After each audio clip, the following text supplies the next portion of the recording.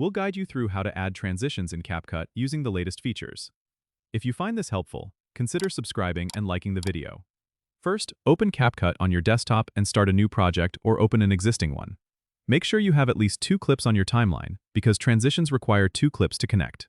Now, look at the timeline where your clips are placed. You'll notice a small white square or a pluses icon between your clips. Click on this icon to access the Transitions menu. Once you're in the Transitions menu, you'll see a variety of transition effects you can choose from, like fade, slide, or wipe. Simply click on a transition to preview it. If you like how it looks, click the Apply button. You can adjust the duration of the transition by dragging the edges of the transition bar on the timeline. This will make your transition slower or faster. For a consistent look, you can apply the same transition to multiple clips by selecting the Apply to All option at the top of the Transitions menu. This saves time and ensures uniformity across your video. If you want to remove a transition, just click on it in the timeline and hit the Delete key on your keyboard, or right-click and select Delete. Don't forget to regularly preview your video to see how the transitions flow with your overall content.